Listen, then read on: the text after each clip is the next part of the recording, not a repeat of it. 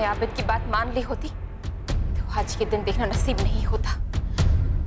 बेगम साहब, गुलफाम अपने कमरे में नहीं है। ठीक है, जब वो आए तो उसे हमारे पास भेज देना। अभी तुम जाओ। जी। तुम भी अपने कमरे में जाओ। आबिद और हम गुलफाम से इस बारे में बात करेंगे। जाओ।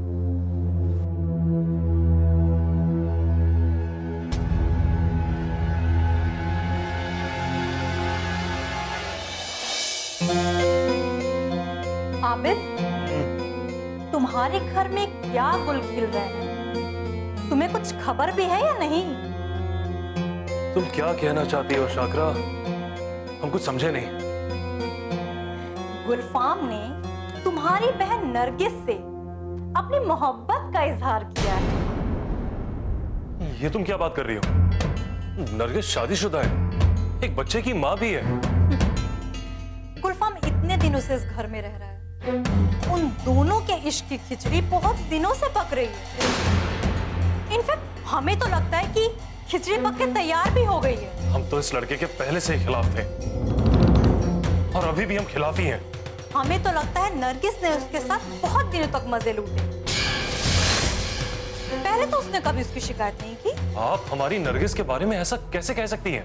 हम कह रहे हैं तो तुम्हें बुरा लग रहा है, और वहां नरगिस और गुलफाम गुलछर्रे उड़ा रहे हैं, और तुम कहते हो कि आप ये कैसे कह सकती हैं? शाकरा, हम हमारी बहन को अच्छी तरह जानते हैं। नरगिस कोई ऐसा काम नहीं करेगी जिससे हमारी नजर नीची हो। नरगिस को हमारे खानदान की इज्जत और रुतबे का बहुत ख्याल है। वो कोई ऐसा काम नहीं करेगी जिससे हमें शर्मिंदगी उठानी पड़े। नरगिस ने तुम्हारे खानदान की नाक कटा के रख दी। और वैसे भी इश्क का गुलाब यूं ही तो नहीं खिला होगा। जरूर उसे नरगिस का इशारा मिला होगा। ताली दो हाथ से बजती है मिस्टर आबिद, एक हाथ से नहीं। अगर गुलफाम नरगिस का दीवाना हुआ है तो जरूर नरगिस ने अपनी अदाएं दिखाई होंगी, इसीलिए वो उसका दीवाना हो गया। इसमें गुलफाम का क्या कसूर? हम हमारी बहन के बारे में आपसे बेहतर जानते हैं। उसके बारे में हमें बताने की आपको कोई जरूरत नहीं है। तुमने ये तो सुना होगा ना, इश्क पे किसी का जोर नहीं चलता, इश्क तो अंधा होता है। हमारी समझ में ये नहीं आ रहा कि उस गैर आदमी की आप तारीफ कर रही हैं। हाँ नरगिस, जो हमारी अपनी है, बेचारी शरीफ, उसी की आप बुराई कर रही हो। नरगिस का शौहर परदेश में, वो बेचारी तो उसका इंतजार कर रही है। क्या आपको इसका बड़प्पन नहीं दिखता? तुम्हें उसमें बुराई कब नजर आती है? अगर नरगिस में कोई बुराई हो तो मैं कहूं। आप जबरदस्ती उसको बुरा क्यों बनाना चाहती हैं? शाकरा, आप चाहती क्या है? तुम्हारी अम्मी ने तुम्हें बुलाया है गुलफाम से बात करने के लिए। लेकिन एक बात याद रखना आबिद, इन दोनों का इश्क बहुत दिनों से चल रहा है, और नरगिस ने गुलफाम से पीछा छुड़ाने के लिए उस पर तमाम इल्जाम लगाए हैं। आप कैसे जानती हो कि इल्जाम लगाए गए हैं? इतना कॉन्फिडेंस से कैसे कह सकती हैं आप? क्योंकि हम उन दोनों पे बहुत दिनों से नजरें रखे हुए हैं। और तुम्हारी अम्मी बादशाह बेगम पे भी, उन्होंने तो उसको अपना बेटा बना लिया। दिन रात बस गुलफाम की तारीफें करती रहती। जब उसे घर में रखा तो ना तुमसे पूछा और ना ही हमसे पूछा। अब जब नरगिस से बात बिगड़ गई है और संभले नहीं संभल रही है तो तुम्हें बुला रही है। फिर तो इसमें गलत क्या है? अगर जरूरत पड़ेगी तो वो हमें नहीं बुलाएंगी तो किसे बुलाएंगी? आबिद, हमारा कहने का सिर्फ इतना मतलब है कि अगर खतावार गुलफाम है तो नरगिस भी है। ये तो आप कह रही हैं। पहले नरगिस की, गुलफाम की, अम्मी की, सबकी बात सुनेंगे, फिर किसी फैसले पे आएंगे। और हाँ, तब तक आप नरगिस पे इल्जाम लगाना बंद कीजिए। हम इल्जाम नहीं लगा रहे, जो सच है वही कह रहे हैं।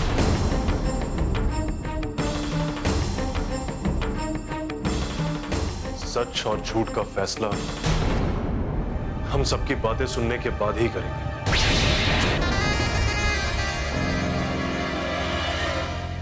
हमने बड़ी अम्मी को सब कुछ बता दिया है। जब उसे बुलाकर पूछा जाएगा तो पता नहीं वो अपनी सफाई में क्या कहेगा। वो क्या बोलेगा? उसके पास कोई जवाब ही नहीं। नहीं नरगिस, वो बहुत कुछ बोल सकता है, तुम्हारे खिलाफ झूठा इल्जाम लगा सकता है। हाँ, वो बहुत झूठा है, कुछ भी बोल सकता है। झूठ के सामने सच रोता ही है। गुलफाम इतना झूठ बोलता है कि उसके आगे सच भी शर्मा जाए। अब चाहे कुछ भी हो, इसे तो घर से निकालना ही होगा। ये समझ रहा था कि हम बड़ी अम्मी या किसी से कुछ नहीं कहेंगे, और ये जो भी कहेगा वो हम सब करेंगे। अपनी इज्जत और लाज के खातिर हम लोग अपना मुंह बंद करके बैठ जाएंगे, और ये हमें जितना सताएगा उतना हम लोग बर्दाश्त करेंगे। ऐसे लोगों को तो हम अच्छे से ठिकाने लगाना जानते हैं। बड़ी अम्मी अगर इजाजत दे दें तो हम इसे इतनी झाड़ू मारे कि इसकी सारी गंदगी साफ कर दें। जलील आशिक कहीं का झाड़ू फिरे इसकी जवानी पर। हमें तो फिक्र है कि आबिद भाई क्या फैसला करेंगे। वो सुनकर बहुत हैरान होंगे। वो तुम्हारे भाई हैं और वो कभी नहीं चाहेंगे कि उनकी बहन को कोई बदनाम करे। वो तो तुम्हारे सगे भाई हैं। अगर कोई सौतेला भाई भी होता तो वो भी नहीं चाहेगा कि उसकी बहन की बदनामी हो। तुमने देखा नहीं बड़ी अम्मी कितना परेशान हो गई। हमने तुमसे पहले ही बोला था कि बड़ी अम्मी को सारी बात बता दो, मगर तुमने कुछ नहीं सुनी। हमने कई बार बोलना चाहा, मगर हिम्मत ही नहीं हुई। ये सोचा कि कहीं उनकी तबीयत ना खराब हो जाए। उन्होंने फत्तों को भेजकर फौरन गुलफाम को बुलवाया। वो तो उसकी किस्मत अच्छी थी कि वो कमरे में नहीं था, नहीं तो उसके लिए बड़ी अम्मी ही काफी थी। उसे फौरन इस घर से निकाल देती। और उसकी औकात ही क्या है, तुम्हारे यहाँ की रोटियों पे पल रहा है। इस घर ने उसे पनाह दी, हर तरह की सहूलियत दी। जमीन पे बैठा है और दिमाग 7वें आसमान पे। शाकरा भाभी सुनेगी तो बहुत खुश हो जाएगी। वो तो सारी बुराइयां हम में ही निकालती है। वो तो है ही ऐसी, तुमसे बहुत ज्यादा जलती है। तुम्हें बदनाम करने की पूरी कोशिश करेगी। इस वक्त अहमद भाई का होना बहुत जरूरी था। अगर वो होते तो हमें तसल्ली भी देते और दिलासा भी, और इस गुलफाम बदमाश को सजा भी देते और खड़े खड़े उसे घर से निकाल देते। वैसे अहमद भाई 2-3 दिन में आ जाएंगे और वो इसे पुलिस के हवाले कर देंगे। वैसे तो आबिद भाई भी इसे छोड़ने वाले नहीं। आबिद भाई का गुस्सा बचपन से ही बहुत खराब है। अगर गुलफाम की गलतियों का पता चल जाए तो वो उसे दौड़ा दौड़ा कर मारेंगे। अभी तो तुम्हारे साथ हुए सुलूक के बारे में आबिद भाई को कुछ पता ही नहीं है। जिस वक्त उन्हें पता चलेगा गुलफाम की हड्डियों की खैर नहीं। हम तो कहते हैं उसकी हिम्मत की दाद देनी चाहिए। अकेला परदेसी अनजान शहर में रह रहा है। जिस डाल पर बैठा है उसी डाल को काट रहा है। जिस घर का नमक खाता है उसी घर की नमक हरामी करता है। बताइए नसीमा बाजी, इस जमाने में कौन किस पे एतबार करे। ऐसे मासूम चेहरों ने हजारों को लूटा है। अपने चेहरे पर मासूमियत का नकाब डालकर, शराफत का नाटक करके, मीठी मीठी बातें करके लोगों का दिल जीत लेते हैं। इस तरह के खतरनाक मंसूबों को अंजाम देने के लिए ये बहरूपिया है, बहरूपिया। हम तो उस वक्त का इंतजार कर रहे हैं जब गुलफाम को उसके गुनाहों की सजा मिलेगी, और तब अपना गुनाह छुपाने के लिए गुलफाम कौन सा मुखौटा लगाएगा।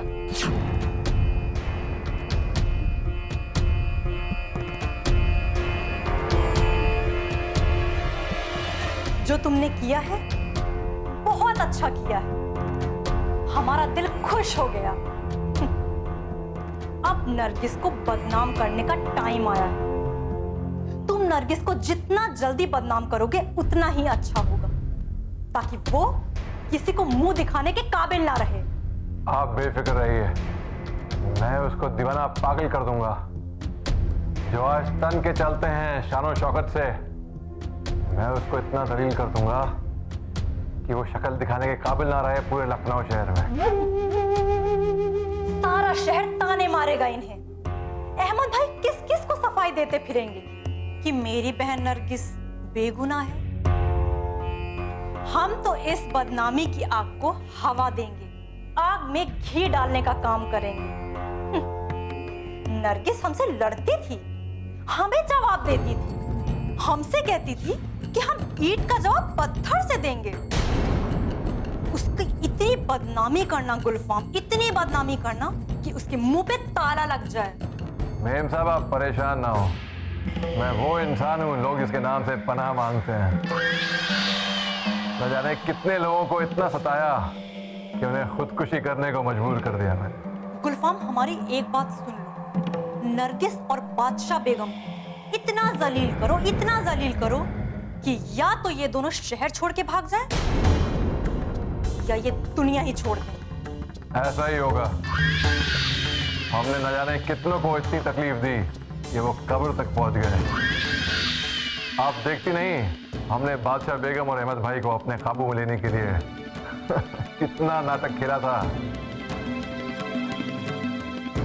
उस नाटक में हम भी शरीक थे। अगर हमने नैनीताल में तुम्हारे नकली बाप को ना भेजा होता ना, तो तुम्हारा खेल तो तभी खत्म हो गया था।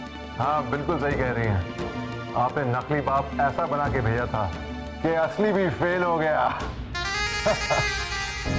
हम तुम्हारी नौटंकी में बराबर के साझेदार हैं। आबिद को बादशाह बेगम ने बुलाया है तुम्हारी शिकायत करने के लिए। हमने तो आबिद से कह दिया कि तुम्हारी बहन नरगिस कम आवारा नहीं है। नरगिस और गुलफाम का बहुत दिनों से इश्क चल रहा है। अगर शिकायत करनी थी तो पहले ही भी करती, अब क्यों कर रही हैं? और हमने तो ये भी कह दिया कि अगर घर में गुनाह हो रहा है तो वो भी नरगिस की मर्जी से हो रहा है। हमने तो ये भी कहा कि फैसला करते वक्त सोच लेना। अगर गुलफाम गुनहगार है तो नरगिस भी बराबर की गुनहगार है। पहले तो अपने हुस्न का जलवा दिखा दिखाकर गुलफाम को दीवाना किया। चोटी आगे लटकाकर कमर हिला हिला के चलती है। ये कोई शरीफों की चाल है? वो भी वो औरत जिसका शौहर परदेश में रहता हो, उसने इसका भी ख्याल नहीं किया। ताली दो हाथ से बचती है, एक हाथ से नहीं। हमने तो आबिद को लंबी तकरीर सुना दी। मेम साहब, आपने बिल्कुल सही किया। हकीकत तो ये है कि नरगिस बहुत ही कड़क मिजाज की है और अपने उसूल और नियम की बातें करती है। ये बात तुम जानते हो कि नरगिस अपने उसूल और नियम की पक्की है, लेकिन हमें जमाने को यह साबित करना है कि वो एक नंबर की आवारा औरत है। और तुम उसके लिए शराफत का लफ्ज अपनी जबान पे भी मत लाना। आगे क्या करने वाले? आगे हम शराफत का नाटक करेंगे। नरगिस के अपने जो भी हैं, उसकी माँ, उसका भाई, सबके सामने उसको जलील करूंगा। ना ही बेगम बादशाह मेरे को घर से निकाल सकती हैं और ना ही अहमद भाई मेरा कुछ बिगाड़ सकते हैं। मैं उनसे कह दूंगा कि जो कुछ भी हुआ है सब नरगिस की रजामंदी से हुआ। अगर हम खतावार हैं तो नरगिस भी गुनहगार है। बहुत खूब गुलफाम, तुमने आज हमारा दिल खुश कर दिया और इसके लिए हम तुम्हें बहुत अच्छा इनाम देंगे। तो लाइए मेरा नाम। अभी नहीं, जब तुम नरगिस को गुनहगार साबित कर दोगे तब। एक खेल मैं ऐसा खेलूंगा जिसमें बेगम बादशाह और अहमद भाई ऐसा फंस जाएंगे कि मुझे घर से नहीं निकाल पाएंगे।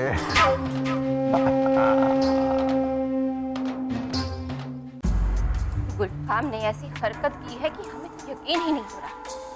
ऐसा शरीफ इंसान और उसकी सोच और फिक्र इतनी खराब हो सकती है। अम्मी, हमने तो आपसे पहले ही कहा था कि एक अजनबी इंसान को ऐसे घर में मत रखिए। मगर आपने हमारी बात नहीं सुनी। शरीफ है, इज्जतदार है, आप तो उसकी तारीफें किया करती थी। बेटा, वो तो तुम्हारे अब्बू ने उससे वादा कर दिया था। अब तो बस वही कॉल निभा रहे थे। आजकल तो नेकी का जमाना ही नहीं रहा। किसी के साथ भी नेकी नहीं करनी चाहिए। और अम्मी, नरगिस के साथ जो सुलूक हुआ उसमें आप और अहमद भाई दोनों हिस्सेदार हैं। वो कैसे बेटा? ना आप उसको घर में रखती और ना ये सब होता। आपने वो कहावत तो सुनी होगी ना, आ बैल मुझे मार। बिल्कुल वही किया है आपने। अब बेटा, हमारी तो कुछ समझ में नहीं आया, इसीलिए हमने तुम्हें बुलाया कि तुम कुछ रास्ता निकालो। आदाब।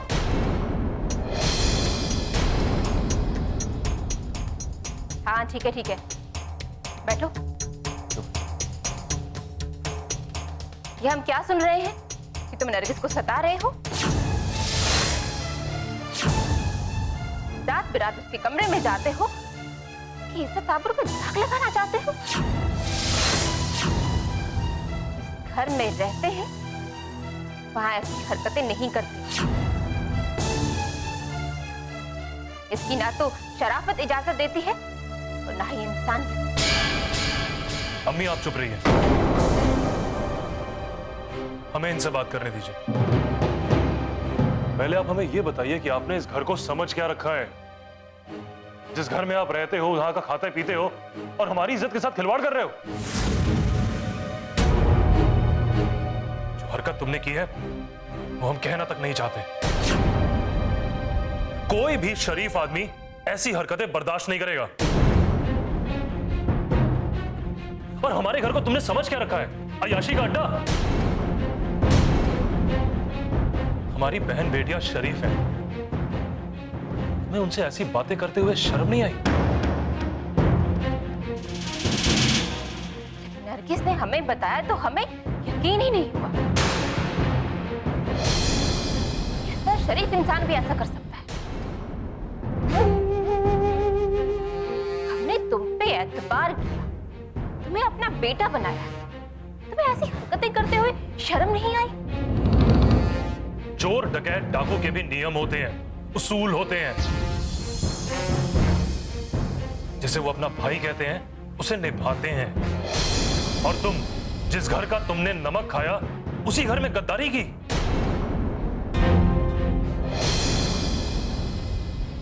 आज के बाद अपनी गंदी जबान से हमें अम्मी मत कहना। तो उन डकैतों से भी गए गुस्से। वो अगर अपनी जबान से किसी को माँ कहते हैं ना, अपनी जबान की इज्जत करते हैं। अगर आप लोगों ने सब कुछ कह दिया है तो मुझे कुछ कहने का मौका दें। अब कहने और सुनने को रह ही क्या गया है? तो उस दिन को कोस रहे हैं जिस दिन तुम इस घर में आए। तुम कहना क्या चाहते हो? इस बात का कोई जवाब है आपके पास? जी हाँ, हमारे पास आपकी सारी बातों का जवाब है।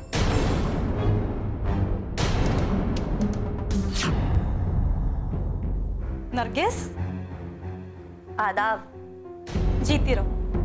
भाभी कोई काम था तो हमें बुला लेते, आपने क्यों जहमत की? इसमें जहमत की क्या बात है? अब हम तुम्हारे कमरे में आए या तुम हमारे कमरे में आओ, बात तो एक ही है। क्या फर्क है? भाभी आपको हमसे कोई काम था, बताइए। आजकल तुम्हारे कारनामे के तो बड़े चर्चे हैं। कैसे चर्चे?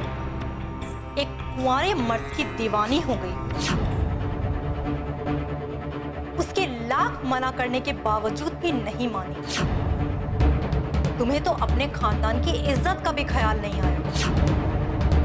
बड़ी शरीफ बनती फिरती हो। अब तुम्हारी शराफत कहाँ गई? शादीशुदा हो, बच्चे की माँ हो, शर्म नहीं आती तुम्हें? भाभी आपने जो कुछ भी सुना वो सब झूठ है, जरा से भी सच्चाई नहीं है। वो जबरदस्ती हमारे पीछे पड़ा था, बड़ी बदतमीजियां कर रहा था। नरगिस, तुम ऐसी बातें मत करो। कोई तुम्हारी बातों पर यकीन नहीं करेगा और हम तो बिल्कुल भी नहीं। भाभी आपसे तो बात करना फिजूल है। आप हमारी कोई भी बात पर यकीन नहीं करती। उस अजनबी इंसान पर इतनी हमदर्दी और हमारी बातों पर यकीन नहीं है। नरगिस, हमें अच्छी तरह पता है कि तुम एक अव्वल दर्जे की आवारा हो। जब उसने तुम्हारे साथ मुंह काला करने से इनकार कर दिया तो उस पे 10 तरह के इल्जाम लगा रही हो। एक शरीफ भोले भाले लड़के के ऊपर कीचड़ उछालते शर्म नहीं आती तुम्हें? आपको ऐसी बातें करते हुए शर्म नहीं आती? हमें क्यों शर्म आएगी? हमने तुम्हारी तरह गुनाह थोड़ी ना किया है। शर्म तो तुम्हें आनी चाहिए। इतना बड़ा गुनाह करके जरा सा पछतावा भी नहीं है तुम्हें। मान लो ना, इंसान हो, जवान हो, अब तुमसे तन्हाई बर्दाश्त नहीं होती। जो हमने खता की ही नहीं उसे हम कैसे कबूल करें? हम जानते हैं हम पाक हैं, पाकीज़ा हैं। वाह वाह वाह वाह नरगिस, तुम्हारी तो वो मिसाल है कि बिल्ली 100 चूहे खा के हज पे चली। भाभी हमारी समझ में नहीं आता कि आप साबित क्या करना चाहती है। हम ये साबित करना चाहते हैं कि तुम गुनहगार हो। और तुम ये बात मान क्यों नहीं लेती? जबरदस्ती है क्या? भाभी, हम अच्छे से जानते हैं आप इस घर वालों के खिलाफ झूठी बातें और नए नए इल्जाम वो तो लगाती ही रहती है। ये जो तुमने इतनी बड़ी नौटंकी की है घर में, क्या हम झूठ कह रहे हैं? घर के अंदर गुनाह किया है, रासलीला रची है, और जब उससे जी भर गया तो उस पे इल्जाम लगा दिया।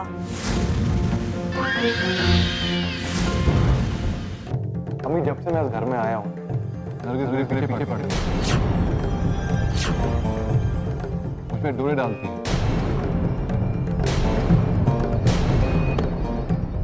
अम्मी, वो तरह तरह के गंदे इशारे करती है मुझे। झूठ है। तुम हमारी बहन पे इल्जाम लगा रहे हो। अभी ये इंसान झूठ बोल रहा है। हमारी बहन नरगिस ऐसी हरकतें कर ही नहीं सकती।